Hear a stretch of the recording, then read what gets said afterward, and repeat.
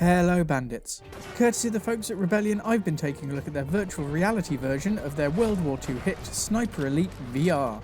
The VR version of Sniper Elite franchise sees you immersed in 1940s Italy, defending your homeland against the invasion of the Third Reich. There are 18 individual missions which will see you follow a decent story as you fight for the Italian resistance through quite a few hours of VR gameplay.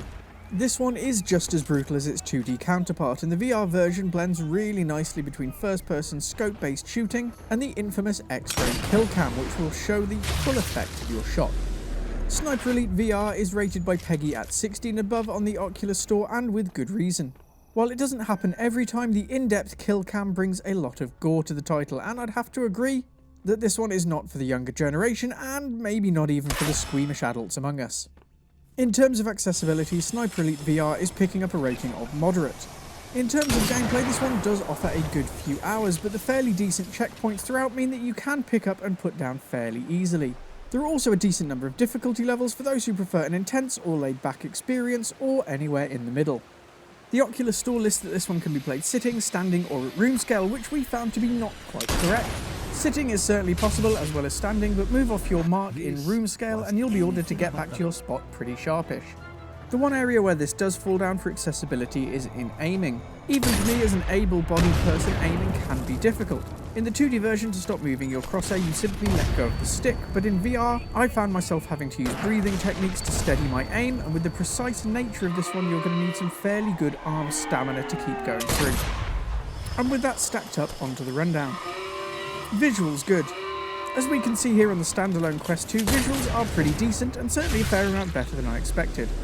There is some good detail here, and I particularly enjoy the more realistic lens effects which will black out your view if you're not careful, which is pretty accurate to what I remember from my shooting experience.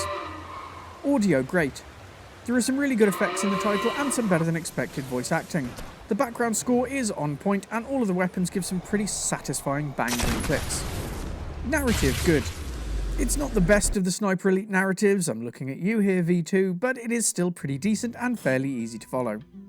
Replay great.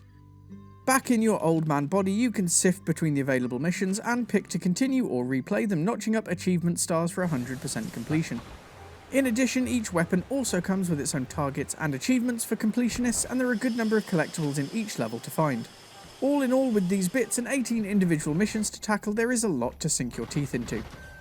Overall, the Pixel Bandits Enemy at the Gates level for Sniper Elite VR is grab it. I really enjoyed the previous Sniper Elite 2D titles, and this is a great addition to the catalogue if you have VR capabilities. The stealth mechanics are a little less than I'd expect, but the subtle blend of VR realism with the standard features of the franchise such as Empty Lung and the X-ray kill cam have been worked together really quite satisfyingly. Outside the sniper rifles, using pistols and other weaponry, the title does fall down on aiming. But with hands-on, one of the long-range rifles within the title, aiming down the scope and getting the perfect shot is a welcome and enjoyable challenge.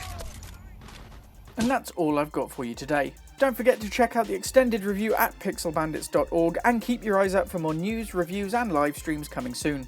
If you can spare enough for a coffee, every donation helps us keep Pixel Bandits ad-free and independent, and either way we'll see you again very soon, so don't wander too far.